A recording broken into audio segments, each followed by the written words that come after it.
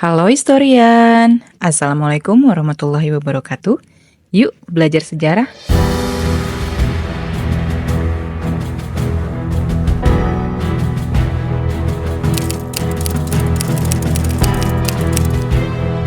Pulau Bali jadi satu-satunya pulau di Indonesia yang mayoritas masyarakatnya beragama Hindu. Hindu di Bali memiliki hari rayanya sendiri, yaitu Nyepi, yang dirayakan setiap tahun baru Saka. Meskipun agama Hindu berasal dari India, tapi di India tidak ada upacara Nyepi. Upacara Nyepi ini cuma ada di Bali. Ketika hari raya Nyepi, Bali berubah seperti kota mati dalam satu hari. Di tengah hiruk-pikuk kehidupan sehari-hari, Bali seolah menarik diri dalam keheningan yang mendalam saat hari raya Nyepi tiba. Nyepi sendiri adalah sebuah ritual sakral bagi umat Hindu Dharma di Bali. Sebuah momen introspeksi diri. Tradisi unik ini bukan cuma tentang berdiam diri dan berpuasa, tapi juga menyimpan sejarah panjang dan filosofi mendalam tentang keseimbangan alam semesta dan pembersihan diri secara spiritual. Tahukah historian bagaimana sejarah Nyepi di Bali? Yuk tonton video ini sampai selesai. Tapi sebelum itu, buat yang belum subscribe, jangan lupa subscribe dan share video ini ke teman-teman kalian.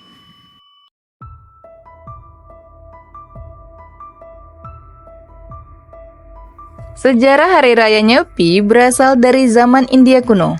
Saat itu di dunia sering terjadi konflik sosial dan fisik yang berkepanjangan antara suku Pahlawa, Yuechi, Yuana, Malawa, dan Saka. Suku tersebut saling berebut kekuasaan dan wilayah-wilayah yang subur. Wilayah subur tersebut sangat berharga karena dapat menunjang kehidupan jangka panjang para suku yang bertikai. Meski konflik terjadi dalam waktu yang sangat lama, ada kalanya terjadi masa damai atau gencatan senjata. Masa gencatan senjata tersebut menimbulkan akulturasi dan sinkretisme yang berujung pada perdamaian. Perjuangan menciptakan perdamaian suku Saka membuat dinasti Kushana terketuk oleh perubahan arah perjuangan suku Saka yang tidak lagi haus kekuasaan. Kekuasaan yang dipegang suku Saka bukan dipakai untuk menghancurkan suku bangsa lainnya, tapi justru dipakai untuk merangkul semua suku-suku yang ada di India, dengan mengambil kebudayaan tiap suku menjadi kebudayaan kerajaan atau kebudayaan negara.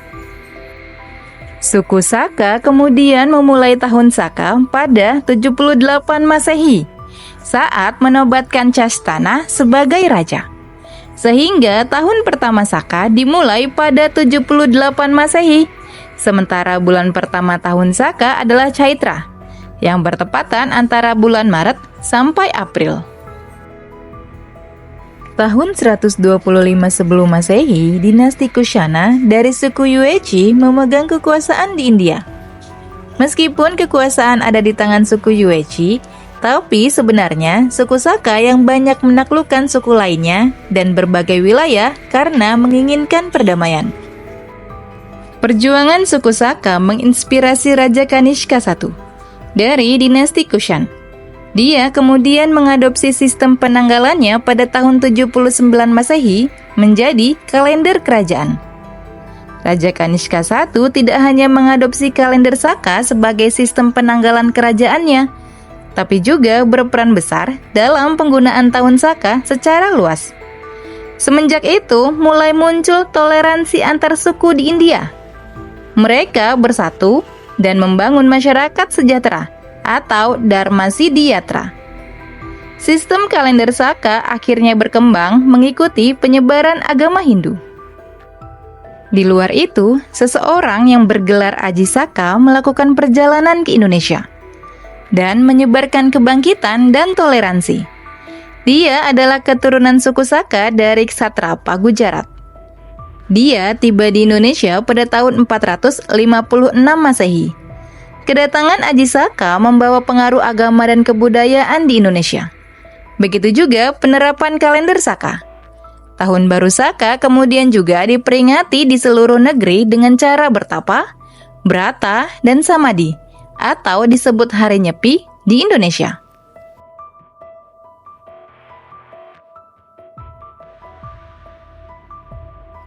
Kata Nyepi diambil dari kata sepi atau senyap.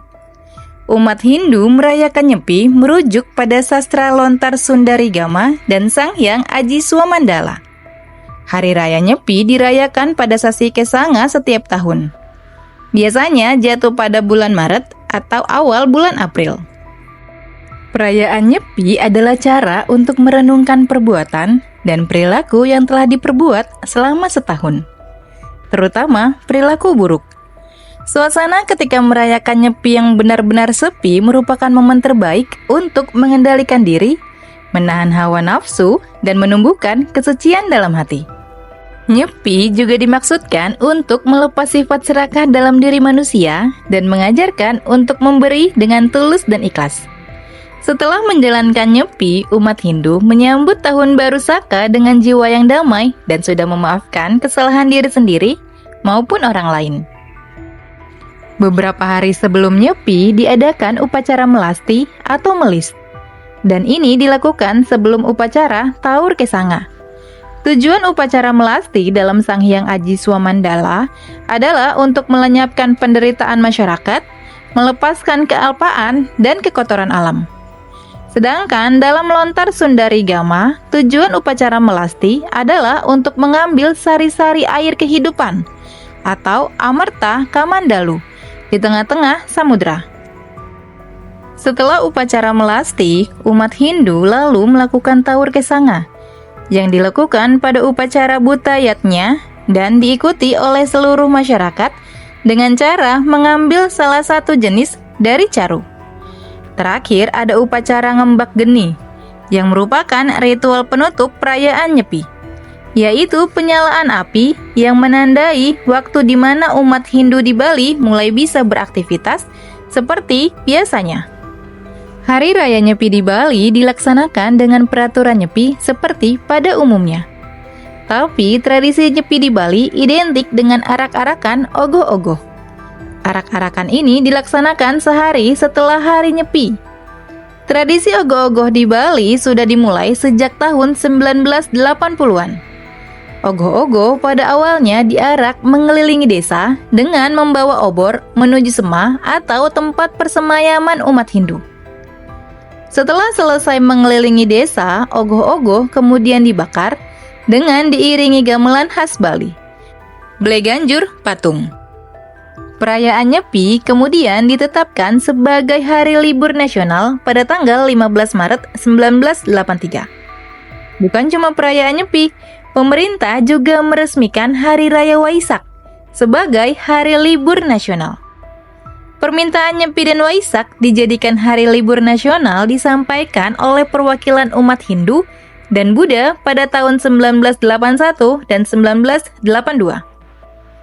Saat itu, Organisasi Pemuda Buddhis Indonesia atau Pembudi meminta kepada pemerintah supaya menetapkan Waisak dan Nyepi sebagai hari libur nasional.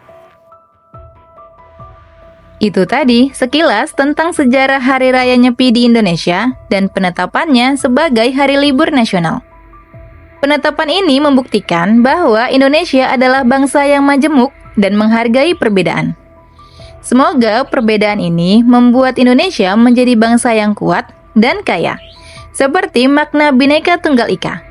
Semoga video tadi bermanfaat dan menambah pengetahuan kita tentang sejarah Indonesia, karena sejarah adalah guru kehidupan. Sampai jumpa di video selanjutnya.